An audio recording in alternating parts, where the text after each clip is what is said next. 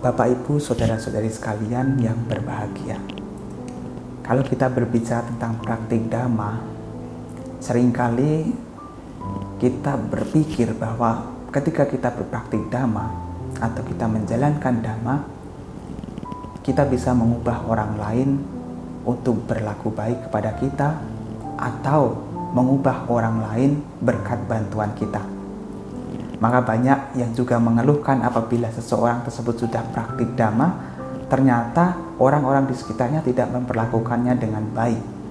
Akhirnya banyak yang bisa dikatakan barisan sakit hati, sudah berbuat baik tetapi masih mendapat celaan atau mungkin tidak dihargai kebaikannya.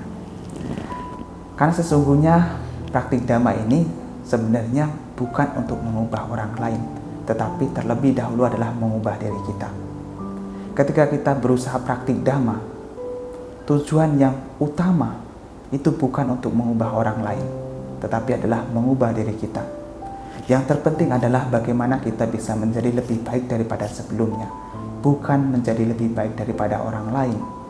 Karena ketika kita praktik dhamma sesungguhnya adalah kita memperbaiki diri kita, bukan memperbaiki orang lain. Kalau kita berusaha terus untuk mengubah orang lain, memperbaiki orang lain tanpa mengubah diri kita, tanpa memperbaiki diri kita, yang terjadi adalah konflik. Iya, konflik. Karena sesungguhnya praktik dhamma ini kita sendiri yang menjalankan, kita sendiri yang akan memperoleh manfaat. Maka orientasi pertama adalah diri kita. Ketika kita memancarkan cinta kasih, itu bukan nanti apakah semua makhluk akan dapat berbahagia atau tidak, apakah orang-orang sekitar kita berbahagia atau tidak. Yang terpenting adalah diri kita sendiri bahagia. Kita sendiri bahagia karena bisa memancarkan cinta kasih.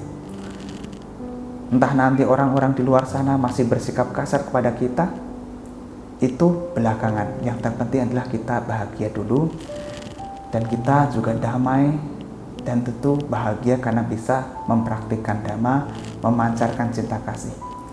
Entah nanti masalah orang luar itu akan bahagia atau tidak, itu sebenarnya belakangan. Yang pertama adalah diri kita dulu.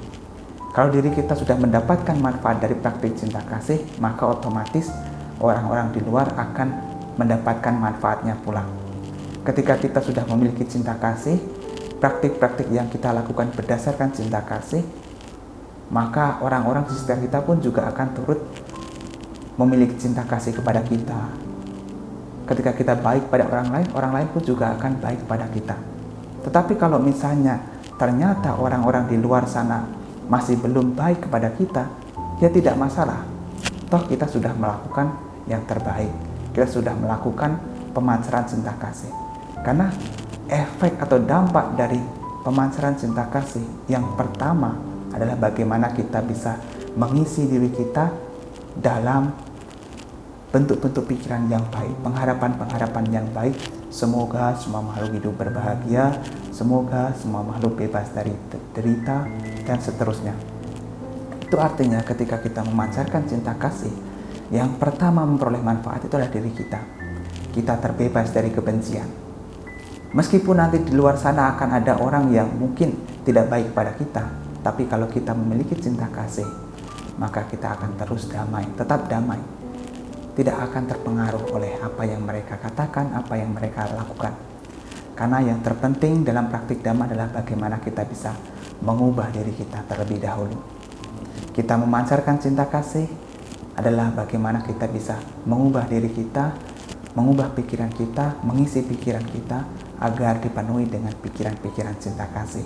Maka kalau kita bisa mengubah diri kita, mengubah pikiran kita sehingga terpenuhi dengan pikiran cinta kasih, maka apa yang kita lakukan nanti akan berdasar pada cinta kasih, dan itu tentu akan baik kepada orang-orang di sekitar kita. Dan orang-orang di sekitar kita yang sudah mendapatkan manfaat dari perlakuan kita, maka juga akan bersikap baik kepada kita pula. Maka banyak sekali manfaat kalau kita mengembangkan pikiran cinta kasih.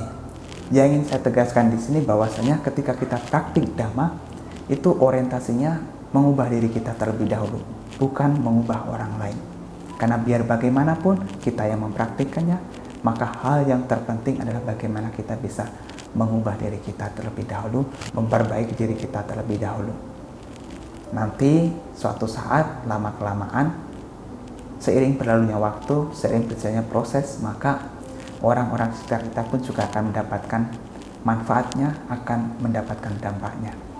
Oleh karena itu, praktik Dhamma sesungguhnya adalah mengubah diri kita sendiri, memperbaiki diri kita sendiri.